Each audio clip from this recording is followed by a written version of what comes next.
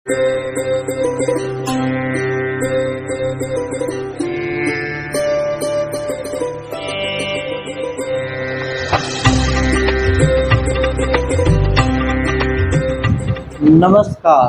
प्रिय दर्शकों, हाजिर हूँ मैं भगवान गणेश से संबंधित 5 ऐसी मुख्य बातें लेकर।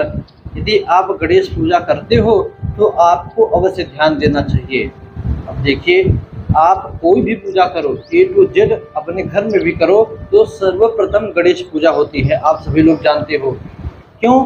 क्योंकि भगवान गणेश ने पदवी पाई है, परीक्षा में उत्तीर्ण होकर प्रथम की डिग्री पाई है।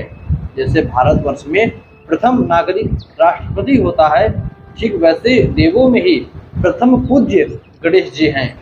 भगवान शिव माता पार्वती के पुत्र हैं, प्रिय कार्तिकेय जी के छोटे भाई हैं, अत्यंत पसंद है। कार्तिकेय जी ही चाहते थे कि प्रथम मैं आऊं, किंतु आगे गणेश जी।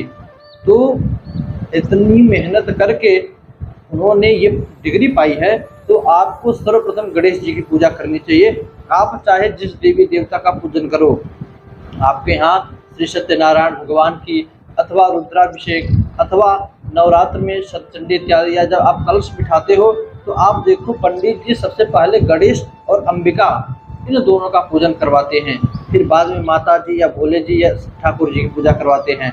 तो कोई भी पूजा हो, आप अपने घर में भी करो तो सबसे पहले गणेश जी की पूजा होनी चाहिए। तो इन्हीं गणेश जी की पूजा से जुड़ी हुई एक तो पहले बतला दी कि प्रथम पूज्य हैं। बाकी जो अन्य 4 बातें हैं, मेन पॉइंट है, तो वैसे बहुत सारे ध्यान देने योग्य बातें, किंतु जो प्रमुख 4 बातें हैं उनको लेकर आज आपके सामने हाजिर हुआ हूँ। तो आइए बारी बारी से इन 4 बातों को जानिए। तो देखिए, पहली बात तो आप जान ही गए कि गणेश जी सर्वप्रथम पूज्य के अधिकारी हैं। ठीक है, सर्वप्रथम पूजा कीजिए, किंतु गणेश जी की मूर्ति की पूजा करनी चाहिए। चित्र जो आप फोटो मढ़ाकर चित्र बनाकर लाते हो, उस फोटो की पूजा नहीं करनी चाहिए। गणेश जी की फोटो की पूजा करने से कोई लाभ नहीं, जितनी लाभ उनकी मूर्ति की पूजा करने से होती है। तो आपके पास नहीं है तो आप मार्केट से कहीं से भी खरीदकर गणेश जी की एक प्रतिमा लाइए। उस प्रतिमा की विधिवत प्राण प्रतिष्ठा करवाकर, किसी भी ब्राह्मण को बुलाकर विधिवत वैदिक मंत्रों से प्राण प्रतिष्ठा करवाइए। प्राण प्रतिष्ठा करवाने के बाद फिर उस गणेश जी का पूजन कीजिए, आपको बहुत लाभ मिलेगा। गणेश जी भी कैसे हो तो उसके लिए भी बतलाएं। तीसरी बात कि गणेश जी यदि आप घर में अपनी पूजा के लिए ले रहे हो तो गणेश जी का सूंड बाएं तरफ हो, उनके माथे पर सिंदूर लगा हो और खड़े ना हो, बैठे हो। ऐसे गणेश जी की प्रतिमा आपको लानी है। सूंड बाएं हो, माथे पर सिंदूर लगा हो, 4 हाथ हो और गणेश जी से सिंहासन पर आसन पर बैठे हो, खड़े ना हो। ऐसे गणेश जी की सुंदर प्रतिमा आपको लानी है और उनका प्राण प्रतिष्ठा करवाकर पूजन करना है। अब इसी को उल्टा कर दीजिए, ये तो घर के लिए था। अब यदि आप अपने दुकान के लिए, ऑफिस के लिए या किसी चीज के लिए जो गणेश जी की प्रतिमा ला रहे हो, यही प्रतिमा में सूंड दाहिने तरफ हो, माता लक्ष्मी की ओर। आप हमेशा ध्यान दीजिए, लक्ष्मी जी के बाएं साइड में गणेश जी का वास होता है। अब गणेश जी की सूंड यदि माता लक्ष्मी की ओर हो, दाहिने साइड हो, तो वे लक्ष्मी का आगमन करते हैं, लक्ष्मी को प्रभावित करके अपनी तरफ खींचते हैं। अब वे जहाँ पर रहेंगे वहाँ पर लक्ष्मी आएगी ही आएगी। लक्ष्मी की जरूरत कहाँ है? तो दुकान में जरूरत है, ऑफिस में जरूरत है, आपके कार्यालय में जरूरत है। तो ऐसी जगहों पर जो गणेश जी की सूंड दाहिने तरफ हो, ऐसे गणेश जी को लाना चाहिए। चौथी बात है कि यदि गणेश जी की मूर्ति टूट जाए तब क्या करें? तो देखिए, पहले बात तो यदि आप किसी धातु की लाए हो तो वो टूट ही नहीं सकती और मूर्ति धातु की ही लानी चाहिए।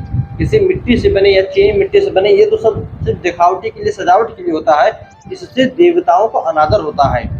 किसी धातु की सबसे उचित है चांदी, नहीं तो सोना, नहीं तो फिर पीतल इत्यादि की।